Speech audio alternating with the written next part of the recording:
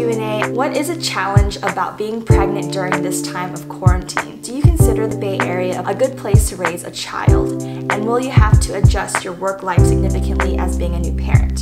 What subjects do I need to focus on to be a lawyer? Can I practice law in the US if I went to law school in a different country? Hi everyone, welcome back to my channel. Today I'm doing my yearly Q&A. I realize I've been doing this for about every year now as a small update to you guys and allow you guys to ask me questions, because I know that sometimes it's hard to respond to comments or you don't feel comfortable DMing me on Instagram or sending me an email. So I asked you guys both on YouTube and Instagram to ask questions, and I'm going to answer them. They're mostly in two categories, one being the life category and one being the law school or legal career category. So I'll cover both. I think I'll do life first and then the legal questions.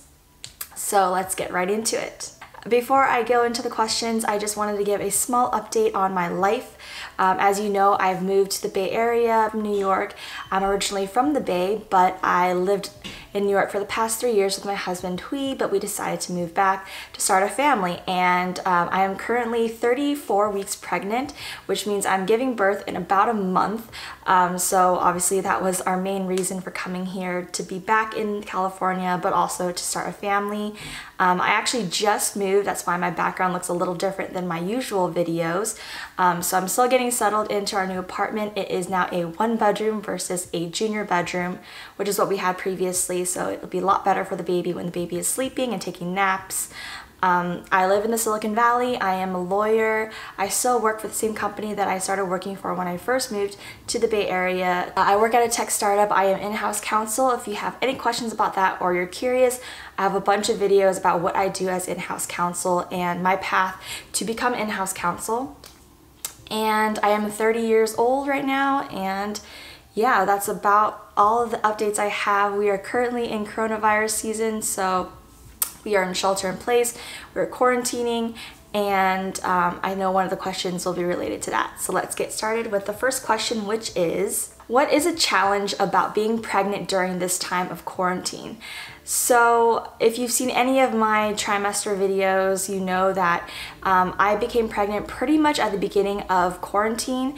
And at first it affected me because I wasn't able to see the doctor as often as you normally would have been able to, because they're trying to space out the appointments.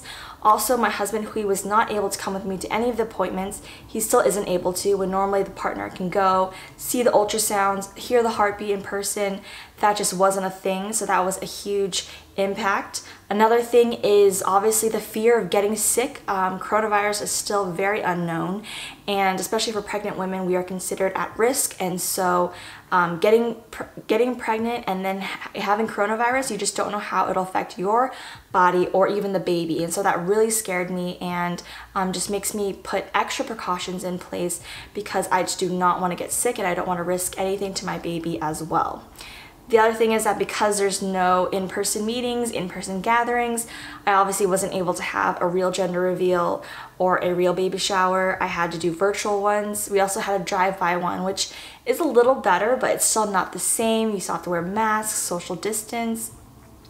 You also can't see people as often, so no one really sees that you're pregnant. I basically was, because I've been in quarantine this whole time, it's funny because people have seen me before I was pregnant, and by the time coronavirus is over, they'll probably see me after I've already had the baby. So they're not really able to enjoy me, or I'm not able to enjoy myself being pregnant with others other than Hui and my limited family that I've seen. So that is definitely a challenge. I think it has its pros, obviously being able to work from home and being more flexible, but there's also cons in that you just can't celebrate a normal pregnancy. It's just not normal. So related to that question, one question was, do you have any baby names picked out? This is the most asked question when I see people, or when I talk to people and catch up with them online as well. We do not have a name picked out. I feel like boy names are harder than girl names. I have not been super inspired. Plus you have to pick one that both you and your husband likes. So we have a few that are kind of top contenders, but nothing solidified yet. You guys will definitely know when we know, but it probably won't be until potentially when baby Tran is born. The next question is, when do you guys plan to buy a house? So if you don't know, the Bay Area is very expensive. It's basically overpriced to buy houses here, and it's not that we can't afford to buy a house. We can. We just don't think that it's smart in this time in the economy because of the high markup that you're paying for a house.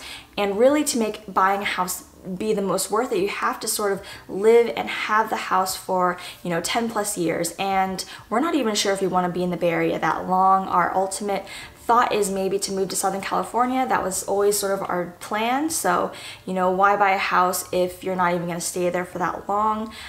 Plus, the other issue is commuting. I mean, right now we're working from home, but eventually we'll be going back into the office. And what if you buy a house in one area of the Bay Area, but then you end up getting a job somewhere else and you have to commute? I feel like time is money, and I'd much rather have a shorter commute and not have an actual house. It's just better for us economically to rent instead of buying a house. So that's why we are in no rush to buy a house, and we don't have any plans to buy a house in the future. That being said, we do have a few investment properties, so we are investing and purchasing houses, just not in California because it's so expensive. That is why we don't have a house. Do you want any pets is the next question. The answer is no, and there's two reasons for this. One is I'm not really an animal person, to be honest. And two is Hui is allergic to most pets with fur. So we can't have dogs and we can't have cats.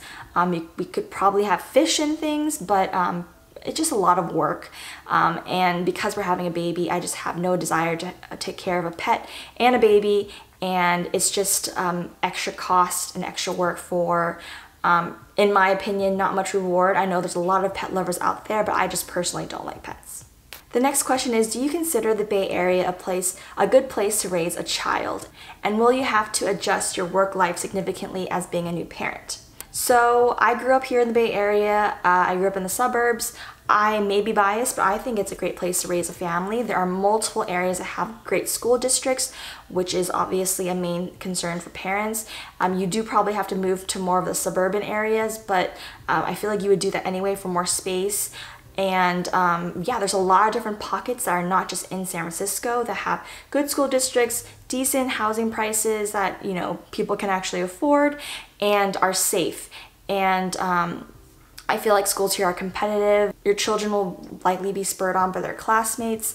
The weather is pretty good. It does get a little colder up here. If you like hotter weather, then Southern California is another good option. But I think the Bay Area is a fine place to raise a family, and that's why we don't mind being here.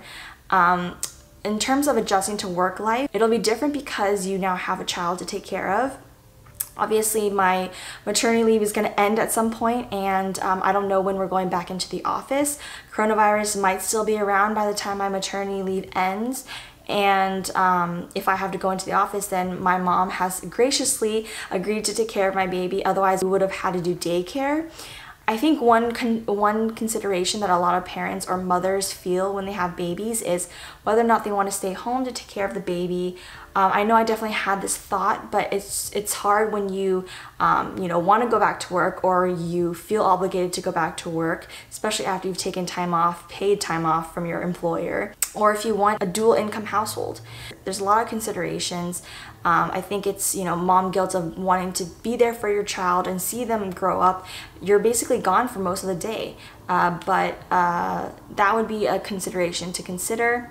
If coronavirus is still happening and my maternity leave ends, I'll have to juggle taking care of a baby and being at work, and I've heard that's very difficult. It may seem like it may be easy because they're just sort of laying there, you feed them and then you go back to work, or you have a meeting and then they're sleeping. But I think just taking care of a baby is a 24/7 job. We'll see how that is. And so I think that would be a hard thing to balance. I would have to rely on my parents, Hui, and honestly just having to ignore the baby for a few minutes or hours if I'm on a meeting and then taking care of it, or working off hours where I can work when the baby is sleeping at night or early in the mornings. The last question in this life category is, what is your biggest fear? I think for me it's mostly I feel like I operate out of comfort, so I want to have a lot of comfort in my life. I make sure that things don't go wrong. I plan things out to the T in the future so that I can be prepared for whatever life throws at me. So I guess a fear would be that I am caught off guard, that something happens that is out of my control, that I'm not able to control, and something that I haven't prepared for. You know, for example, forgetting about something, being late to something, or baby-wise, you know, not realizing that I should have prepared and done more research on this or that, and then suddenly being in the thick of it and having to make spur-of-the-moment decisions. I'm not a very spontaneous person. I am not a on-the-fly person. I'm not a go-with-the-flow person. So those are probably some of my biggest fears in terms of just not having control over my life or control over what is happening, which obviously we all know that God is in control, and that is something I'm definitely trying to learn, to give Him the reins to my life, but it is a work in progress and very difficult, but that would be my biggest fear. Okay, so moving on to the law or legal section, the first question is, what subjects do I need to focus on to be a lawyer? I get this question a lot, and I think it depends. What are you talking about? High school, college? Honestly, high school, it doesn't really matter. You don't really have any law-related classes anyway. Just focus on getting into a good college, getting good grades. That way you can set yourself up for the best future possible, because what college you go to could affect what law school you go to, which could affect your ultimate job. So just think of it that way. And in college, yes, there are some legal specific courses. These are great to take if you want to figure out if you want to be a lawyer. Maybe you're not sure, maybe you want to get some exposure. But I don't think, and you can watch my video where I talk to a law school admissions counselor, they don't really look at your coursework that closely. It's mostly your overall GPA, your LSAT score, and your admissions essays. Now, if you take a class about a specific legal topic and it helps spur on an internship, or it helps spur on some sort of topic for your essay, then that's great. But I don't think it's required to take certain courses or certain subjects to get into law school or to be a lawyer. What you learn in law school is completely different than anything else you'll ever learn. And I know they have courses now in college that try to prepare you for that, or to give you a taste of it, but it's really nothing like law school itself. So you really just can't prepare yourself. And I think law school admissions know that. So focus again on your overall GPA and your LSAT score. And these supplemental courses could help you in other parts of your application, but it's not necessary to take a certain course. Similarly, your major doesn't matter that much, because if anything, they want to see diversity. Not everyone has to be a political science major. Choose something that interests you, choose something that will set you apart and give you a good story to present to the admissions committee. The next question is, do you think this is the best time to go to law school, and do you recommend any law schools in Southern California? This question is hard too, because the economy is constantly changing, especially in coronavirus. There's so many different things impacting industries. You know, if it's hard to find a job, people feel as though they can go back to school because they have nothing else to do. I'm not sure I really agree with that, because going to school is a big investment. You have to pay a lot, you're in a lot of debt, and if you're not even sure if you want to be a lawyer, you know, why would you waste 3 years? I understand it is hard to find jobs, but the economy is constantly changing. I do touch on this in my Ask an Expert series, where I talked to a career counselor, and he basically said there's never a right or wrong time to go to law school. And I think I would agree, because by the time you are done with law school in 3 years, the economy could be completely different. The job market could be completely different. You just don't know. And so I would say, if you really want to go to law school, now is the perfect time to go. If you're not sure if you want to go, you could always wait. There's no perfect time. In terms of schools in Southern California, it depends on what you want to do. Do you want to go into big law? Are your scores not that great? Maybe you're still in high school, so you have a lot of time to think about it. Or maybe you're still starting college. Obviously, UCLA is a great school, USC, the big names, UC Irvine. Focus not just on rankings, but on what the school stands for, where you can get in realistically with your statistics. What geographic region do you want to be in? Do you want to be in the Orange County? Do you want to be in LA? Because likely where you go to school is where you will end up finding a job or internships and making connections. So think about that. Obviously, if you want to go into big law, you want a law school that is recognizable. For example, I went to Chapman. No one really knows about Chapman other than outside of people in Orange County.